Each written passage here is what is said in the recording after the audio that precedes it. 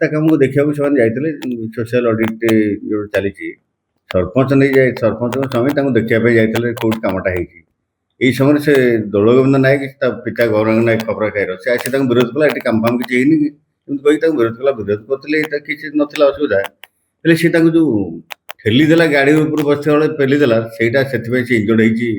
ବିଜୟଲକ୍ଷ୍ମୀ ରାଉତ ଯେ ଇଞ୍ଜର୍ଡ ହେଇଛି ଏବଂ ଆମେ ତାକୁ ବର୍ତ୍ତମାନ ହସ୍ପିଟାଲ ପଠେଇଛୁ। ମୁଁ ତୁରନ୍ତ ପୋଲିସକୁ ମଧ୍ୟ ଖବର ଦେଲି, ପୋଲିସ ଯାଇ ହସ୍ତକ୍ଷେପ କଲେ ଏବଂ ତାଙ୍କୁ ସେଠୁ ଉଦ୍ଧାର କରି ତାଙ୍କୁ ହସ୍ପିଟାଲ ପଠେଇଛନ୍ତି। ବର୍ତ୍ତମାନ ଏଇଭଳି ଅବସ୍ଥାରେ କଥାଟା ଅଛି।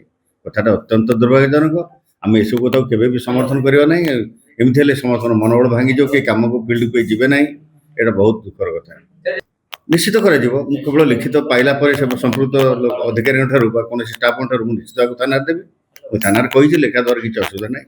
ନିଶ୍ଚିତ ଆମେ ସୁରକ୍ଷା ଦେବା ନିହାତି ପ୍ରଶାସନ ଦାୟିତ୍ୱ। ଆମେ ତାଙ୍କୁ ହସ୍ତକ୍ଷେପ କରିବୁ ଅବଶ୍ୟ। କେଉଁ ପରିସ୍ଥିତିରେ ସାର୍ ଏଇ ମହିଳା ଆମେ ତ ସେ ଯେ ଫିଲ୍ଡରେ ଯେହେତୁ ଥିଲେ, ଆମେ ତ ସେଇ ସମୟରେ ସେଠି ନଥିଲୁ। ମୁଁ ତ ଏଇଠି ଅଫିସରେ ଥିଲି।